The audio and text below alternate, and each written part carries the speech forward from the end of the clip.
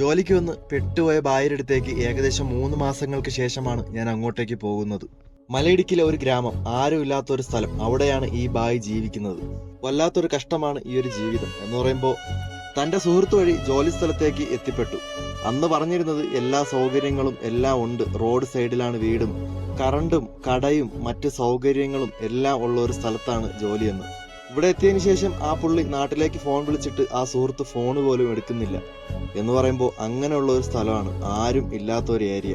ആ ബായ് പറയുന്നത് ജോലി ചെയ്യുന്നതിനൊന്നും എനിക്കൊരു കുഴപ്പമില്ല, പക്ഷേ എനിക്കുള്ള സൗകര്യങ്ങൾ ഇവിടെ ഉണ്ടായിരുന്നെങ്കിൽ എനിക്ക് നല്ലതായിരുന്നു.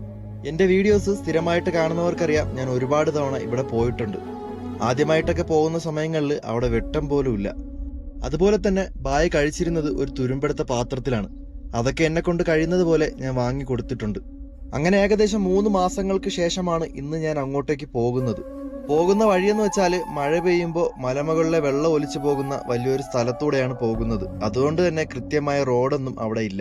ബായിയെ 3-4 തവണ ഞാൻ വിളിച്ചു, അത്യാവശ്യ സാധനങ്ങൾ എന്തെങ്കിലും വേണോന്ന് അറിയാൻ വേണ്ടിയിട്ട്. പക്ഷെ നെറ്റ്വർക്ക് അവിടെ കുറവായതുകൊണ്ട് ആ സമയത്ത് കോൾ പോയില്ല. അങ്ങനെ ഞാൻ വെറും കൈയോടെ പോയില്ല, എന്നെ കൊണ്ട് കഴിയുന്ന കുറച്ച് സാധനങ്ങൾ മേടിച്ചുകൊണ്ട് ഞാൻ അങ്ങോട്ടേക്ക് പോയി. അവിടെ ചെന്നപ്പോന്ന് വെച്ചാൽ അടുക്കളയ്ക്കകത്തൊന്നും ഒന്നുമില്ല. ആഹാരം വ്യാപിച്ച് കഴിക്കുന്ന പാത്രങ്ങൾ മാത്രമേ ഇരിക്കുന്നു. സാധനങ്ങളൊക്കെ തീർന്നു.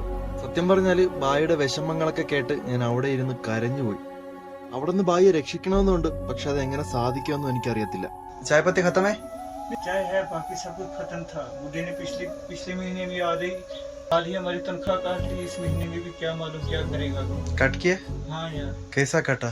कुछ समझ नहीं आता है, इतना दुखी हो गया। उसमें से आधी तनख्वाह दी है। क्यों?